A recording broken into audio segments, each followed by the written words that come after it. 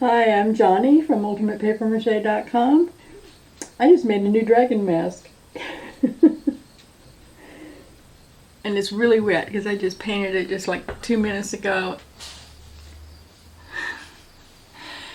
Now you might have noticed that I actually made a dragon, I think it was last week, two weeks ago.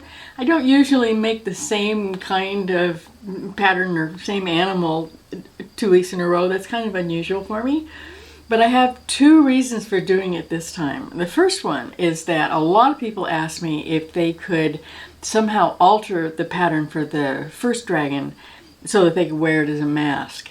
And I just didn't design it that way. I think maybe it would be possible to just kind of fiddle around with it a whole bunch, maybe look out between the teeth or something, but his eyes are just in the wrong place. And even though it sounded like an awful lot of fun to have a dragon mask, I really didn't feel like I had time to make one. In fact, I had hurried to get the other dragon done in time so that I could get back out into the garden and get all the work done that really needs to get done out there.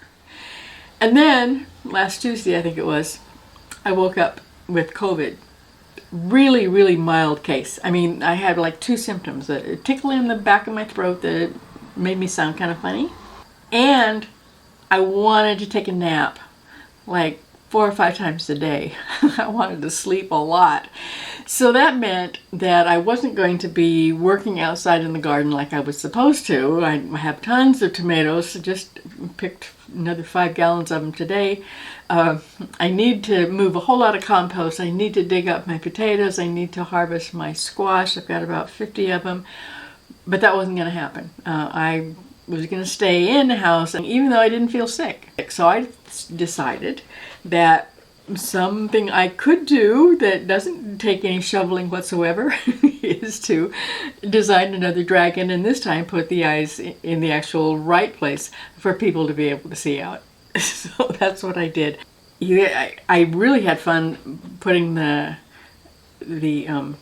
fire things here. I got the idea from a Bob Ross video that I was watching. I just spent a lot of time in bed, and one of the things I did was watch a whole bunch of videos. That was one that happened to pop up, and thought, hey, that would be kind of fun. Have little bonfires all over him. A fire dragon. The pattern itself is really quite easy to put together. After that, I put one layer of paper strips on there with Titebond 3 wood glue. And I use that because it dries really fast. It's really strong, and it reinforces all those seams. I mean, you end up with a really strong mask with just one layer of paper mache, and there's no paper mache on the inside at all. So it's just a really strong way to do it, and fast. Then I used some spray primer, and once that was dry, I realized that I hadn't done a very good job when I was doing the paper mache. So I fixed it just with my drywall joint compound. I've shown you how I do that in other videos. Basically, I just spread it on over the dragon, let it dry, took a very lightly damp rag and rubbed it off, and that smoothed everything off really nice. And then I spray painted it again with my primer. So that took a little bit of extra time just because I was kind of sloppy the first time. I shouldn't have had to do that, but I did. Now Bob Ross is the one who inspired the little bonfires. But he painted in oils, and I didn't have any. I painted the red on, but first I mixed it with some of this satin glazing liquid from the Golden Company, and this just keeps it from drying out really fast.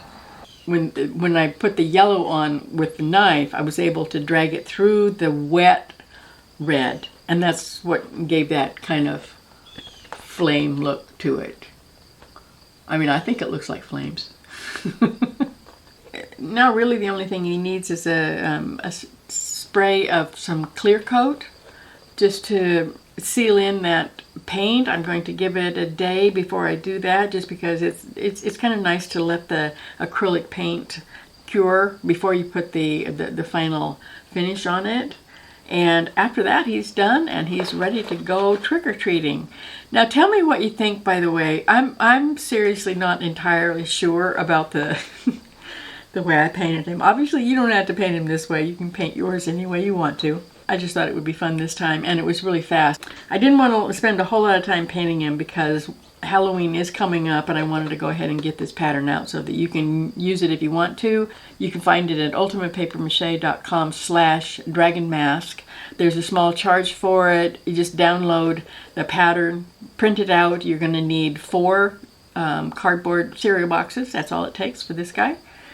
And then just cut out the pieces and tape them together and paint him any way you like. I would love to see how you do it. So if you do make one, please come back and show it off on the ultimatepapermache.com daily sculptures page. There's a link to it at the top of every single page on the site, so you can't miss it. So go ahead and make something, a dragon or anything else, and then come on back and see me, ultimatepapermache.com. I'll see you there.